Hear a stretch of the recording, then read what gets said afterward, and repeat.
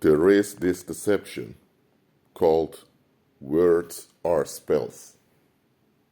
And people that teach this false doctrine say that words are spells, in the sense that every word you use is a spell you put on other people and yourself. They say, for example, in English you say good morning when you greet someone in the morning in a formal way. But morning is also a form of grieving. So you should never say good morning because you're cursing yourself. What? Or they would say that you say which book or which house. Now the word which can mean to distinct what you're talking about. It can also mean a woman involved in witchcraft.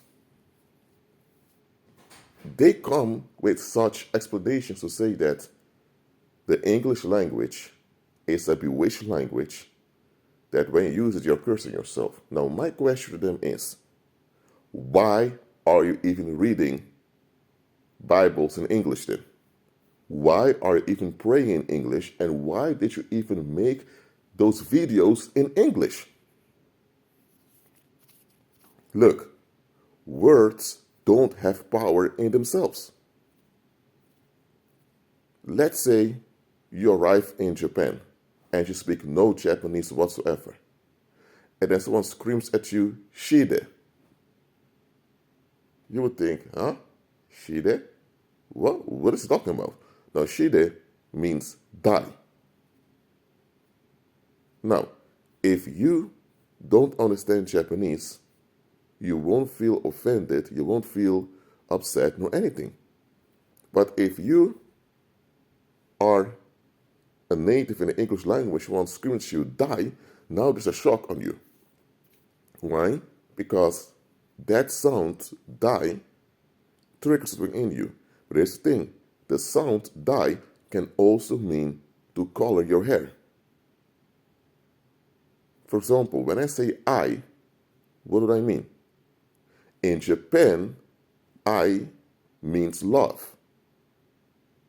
If I say I in Britain or in the United States, it can either mean one of those organs that I see with visually, or me as the first pronoun. The sound I itself has no strength in it, nor any meaning in it. We attach meaning to it. So words are sound constructs. They contain no power at all. People say words have power. No, they don't. The intention behind words have power. Oh, and here's the thing. If you don't understand a language and someone is accusing you, it's their intention that's bringing the negativity. So I'm not saying that, for example, if you're in Japan walking around and there's someone cursing you in Japanese, that can't affect you on a spiritual level. It can affect you on a spiritual level. But even then, there must be some open door for that curse to work smoothly in you. It works well if you have an attachment to the language you're using. So if someone is cursing you in a language you understand, it has a deeper effect on you. It goes like this. If people are talking crap about you behind your back and you're not aware of it, they still are conducting a smear campaign against you and you're still affected by it. You just don't know what goes on. But if someone tells you in your face how bad they think about you, it affects you even more. Some people say, hey, I don't care what people think about me, I have a thick skin. Okay, you may not take people that seriously when they talk crap about you in your face. But listen to what I'm saying here. You should be concerned with that.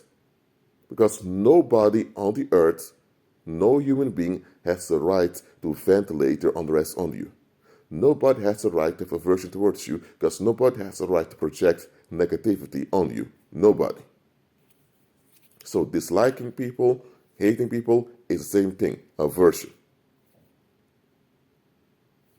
And here's the thing, why don't they dislike and escalate on people that are actually harming them. No, they don't do that. They go after you because they see an opportunity to get away exploding on you. And the fact that someone dares to come in your face and say to your face in a language you understand means they want to affect you with their negativity. The words they're using are weapons. The intention behind it is to cause harm to you. They refuse to see you as a fellow human being. They see you as some object of a right to use as a punching bag. So, it's not the words that have power. It's the intention behind the words. And also, your emotional programming also matters. If someone would say they're going to take a shit, or someone says they're going to defecate, they're saying the exact same thing. But if you were taught that the word shit is a bad word and you hear someone use the word shit, you tend to get upset. Why are you upset? You're emotionally programmed to be triggered by that word. So now when someone knows that you're programmed that way, they can use the word shit to trigger an emotion in you. But if you were not raised to be triggered by the word shit and you hear it, what happens to you emotionally? Nothing. So stop this deception that words have power. They do not. It's the intention behind words that have an impact. And even then, the impact depends on how much you are invested in what's being said. I mean, if you're going to say words are spells, then we can't communicate as human beings anymore. Because every language consists out of words, and words are sound constructs. Come on now.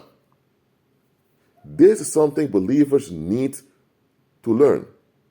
When someone reveals knowledge to you, check the context. When someone reveals knowledge to you, but there is no context for you to process what they're saying, it's a deception.